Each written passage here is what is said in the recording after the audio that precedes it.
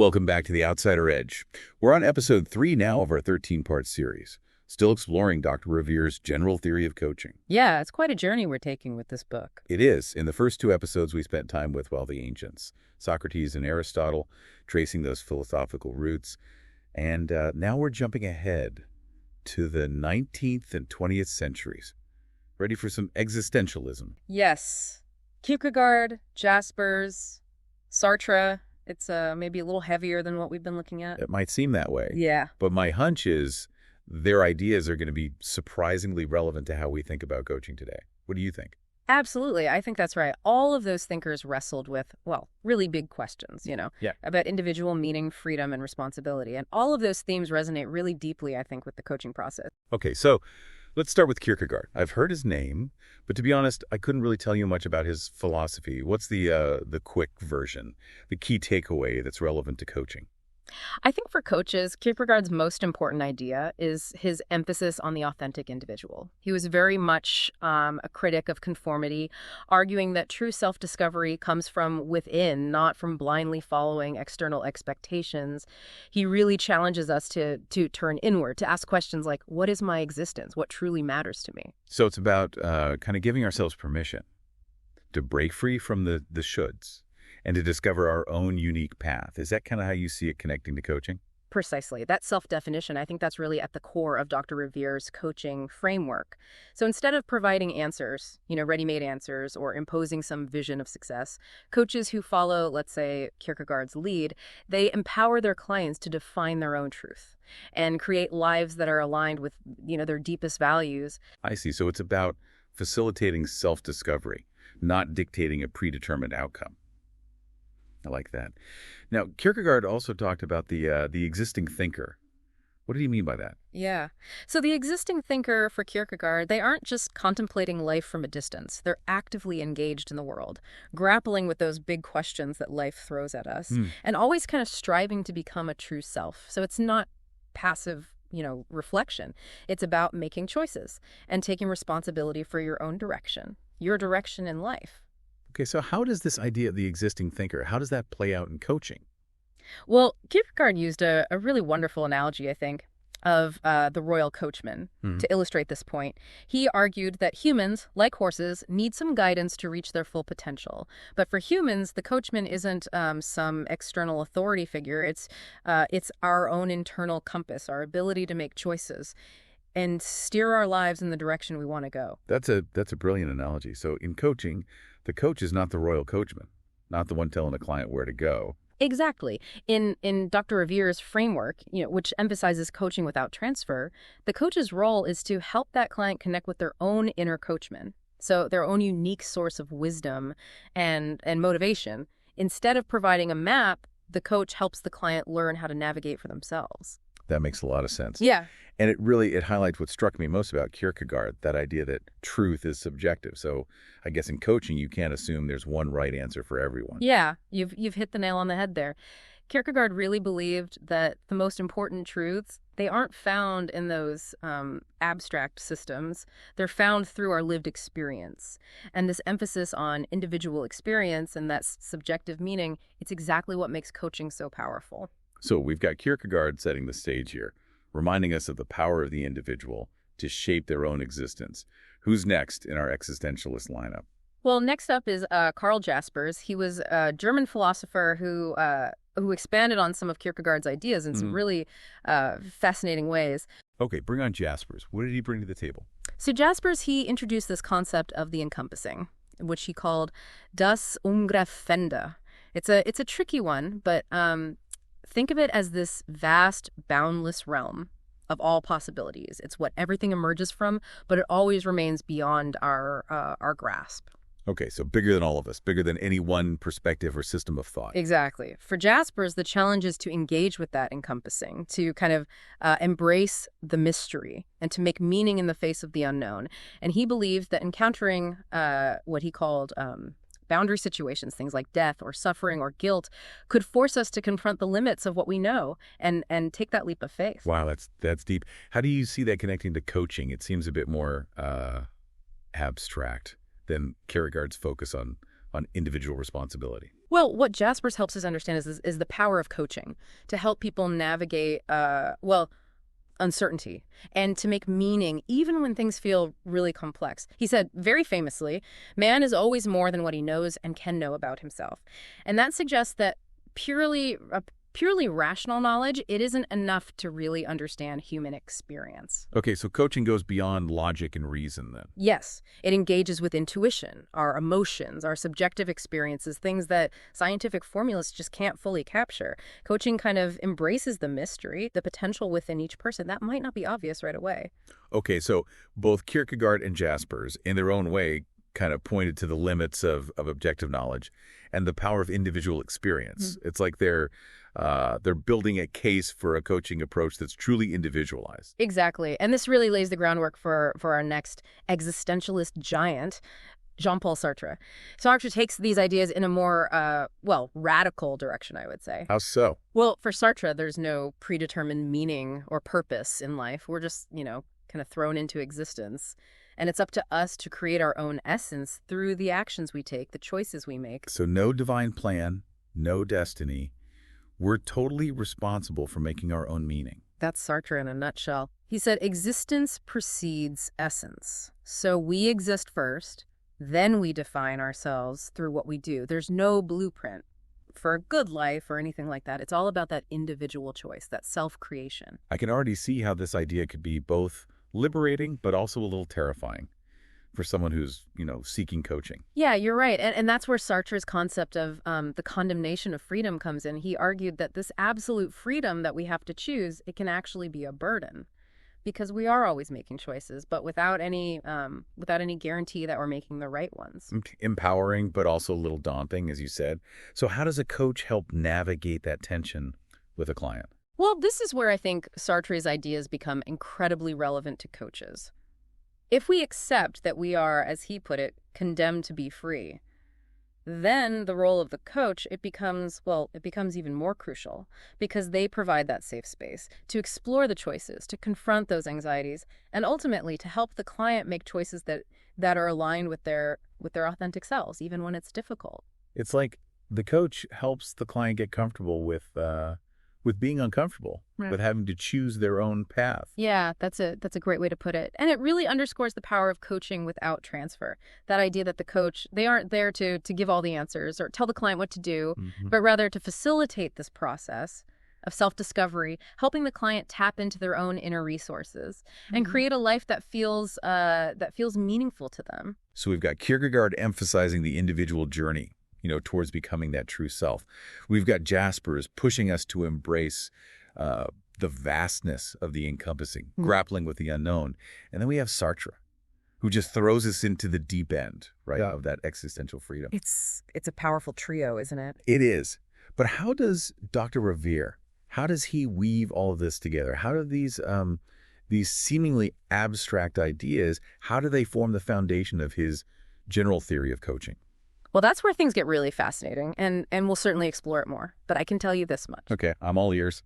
He takes these big existentialist ideas, and he shows how they translate into a practical framework for coaching. He demonstrates how this emphasis on individual responsibility, on subjective truth, freedom of choice, and the importance of action, it can all be woven together to empower people, to face life's challenges, and to create a future that they can be proud of. So it's not just philosophy for the sake of philosophy. It's about developing a way of being in the world that directly informs the coaching relationship. Precisely. And I think as we go deeper into Dr. Ravier's work, you'll see how these existentialist ideas provide the foundation for a coaching approach that is, it's both profound and pragmatic. I'm already eager to see where this goes. It's giving me a whole new perspective on what coaching can be. I think you'll find it quite illuminating. All right, listeners, we're going to take a quick break. But don't go anywhere. We'll be right back. To continue exploring existentialism and its impact on the world of coaching. And we're back on the outsider edge. And before the break, we were talking about, Kierkegaard, Jaspers, Sartre, existentialism. Three thinkers who really, I'd say they really shook things up in the world of philosophy. Yeah, they did. And you've done a fantastic job of connecting their ideas to coaching. It's amazing how these philosophers from different times and places, they all seem to be kind of converging on a similar understanding of what it means to be human. Yes, and that shared understanding, it's exactly what Dr. Ravier draws on in his general theory of coaching. In fact, he outlines 7 key principles that he sees as fundamental to his approach. 7 principles, okay.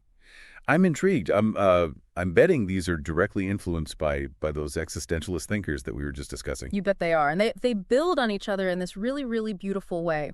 So the first is the principle of consciousness, and this echoes Kierkegaard's call for the existing thinker, and Jaspers' exploration of the encompassing. Okay, so it's about helping clients become more aware of themselves. Yeah. And the world around them, more conscious of their thoughts and feelings and the context, the larger context in which they operate. Precisely. It's about expanding those perspectives and helping those clients, see beyond their immediate, often limited viewpoints. And next is the principle of freedom, where Sartre's influence, I think, is really strong. And this principle emphasizes that clients, they always have the power to choose, even when they feel trapped by their circumstances. Okay, but isn't that, isn't that a little bit unrealistic in some cases? I mean, people face real constraints, real limitations in their lives. That's true, but the principle of freedom, it isn't about denying those constraints. It's about recognizing that even within those limitations, we always have some degree of choice. It might be a choice about our attitude, our perspective, the meaning that we make of a situation. And often recognizing those choices, that's the first step towards creating real change. Okay, I can see how that would be empowering for a client. So consciousness expanded our awareness of the possibilities, and then freedom allows us to choose among them. Exactly, and this leads directly to the principle of responsibility, which reminds us that, with that power to choose, it comes with responsibility, right, for the consequences of our choices. So no more blaming external circumstances or other people for our situation. It's about owning those choices. Mm-hmm. And their impact on our lives. Yes, it's about recognizing that we are active agents in shaping our own destinies, just as Kierkegaard suggested. And that responsibility then leads to the 4th principle, the principle of commitment. Commitment to what exactly? To the choices we make, to the goals we set, the actions that we take to achieve those goals. This principle emphasizes that, it's not enough to just have good intentions or to make plans. We need to actually take concrete steps and follow through on those commitments. So it's about, walking the walk, not just talking the talk. So far, these principles, they seem to flow pretty naturally from one to the next. What's next? Well, the 5th principle, the principle of action, really is a culmination of the previous 4. It reminds us that consciousness and freedom, responsibility and commitment, they're all meaningless without action. We need to translate those insights and those choices and those intentions into real-world behavior. It's not enough to think about it. We have to actually do something. Yeah. That sounds very Sartre-esque. It is. Remember, Sartre said man is defined by his actions. And this leads us to the 6th principle, which is the principle of coherence. Well, this one sounds intriguing. What is coherence? What does that even mean in the context of coaching? Coherence is about making sure that those actions we take are aligned with our values, with our beliefs, our overall sense of self. It's about striving for a sense of wholeness, I think, and integrity, where our inner world and our outer actions are they're in harmony. It's like walking the talk, but with a deeper sense of alignment between who we are and what we do. Yeah, exactly. And this principle, it reminds me of Kierkegaard's idea of reduplicating our thought, of striving to live in accordance with what we truly believe. So it's not just about taking any action, it's about taking action that feels authentic and true to ourselves. I like that. So it's about making choices that reflect our deepest selves, not just reacting to external pressures or expectations. Okay, so we've got 6 principles. We've got consciousness, freedom, responsibility, commitment, action, coherence. What's the 7th, the final principle? So the 7th principle, the principle of subjectivity, it brings us right back to the heart of existentialist thought. It acknowledges that each individual's experience, it's unique. And it's valid. There's no one-size-fits-all approach to life or to coaching. And coaching must respect that individuality. So the coach needs to approach each client, with a sense of openness and curiosity, and recognize the uniqueness of their perspective, not try to fit them into some kind of preconceived mold. Absolutely. It's about empowering those clients. to define their own paths and create lives that feel meaningful to them. There's no room for judgment or imposition. It's all about, facilitating that self-discovery and that growth based on the client's own values and aspirations. I'm really impressed with how Dr. Ravier has taken these big, existentialist ideas and kind of distilled them into these 7 core principles that can guide a coach. But how does this actually translate into practice? How do these principles, how do they show up in a real coaching session? That's the $1 million question, isn't it? And it's something we'll explore more in depth. But I can give you a little taste, I think, of how these principles might come alive in a coaching conversation. Perfect. Give me an example. Paint me a picture. Okay, so imagine a client who, feels really stuck in a career that, no longer brings them joy or fulfillment. A coach who's embracing the principle of consciousness. They might start by asking questions to help that client explore their values, their passions, their deepest desires. It's like helping them reconnect with that sense of purpose that maybe they've lost along the way. Exactly. And once that client begins to reconnect with their own inner compass, the coach can then, invoke the principle of freedom, reminding them that they have that power to choose a different path, even if it feels daunting at first. And I imagine this is where the coach's ability to hold space for the client's anxieties. I mean, it could be, really scary to contemplate a big change like that. Absolutely. The coach can help the client explore their fears, their doubts, weigh the risks and rewards, and ultimately make a choice that feels aligned with their authentic self. And once that choice is made, then, the principle of responsibility. Yeah. The coach might ask, okay, if you have the freedom to choose, what are you willing to do to actually create that change, the change you desire? Yes. It's about moving from awareness to action, from, intention to commitment. The coach can help the client break down that larger goal into smaller steps, actionable steps. Yeah. And then support them as they take those steps one by one. It's about turning those big existential questions into concrete, achievable goals. Exactly. And as the client starts taking action, the principle of coherence might come into play. The coach might ask, are the actions you're taking, are they really aligned with your values and your overall vision for your life? So it's about checking in, making adjustments, ensuring that, that the client is moving in a direction that feels authentic and fulfilling. It sounds like a very dynamic process. It is. And throughout this process, the coach stays mindful of the principle of subjectivity, respecting that client's unique perspective and resisting the urge to impose their own values or judgments. It's about empowering that client to become the author of their own story.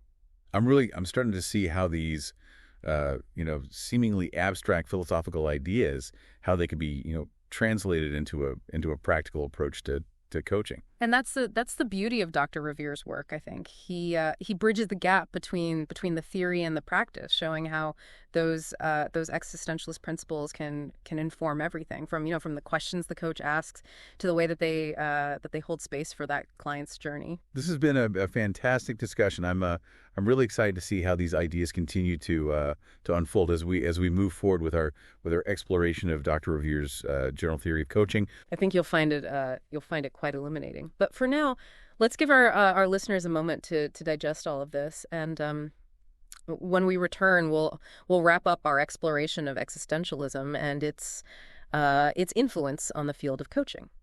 Welcome back to The Outsider Edge.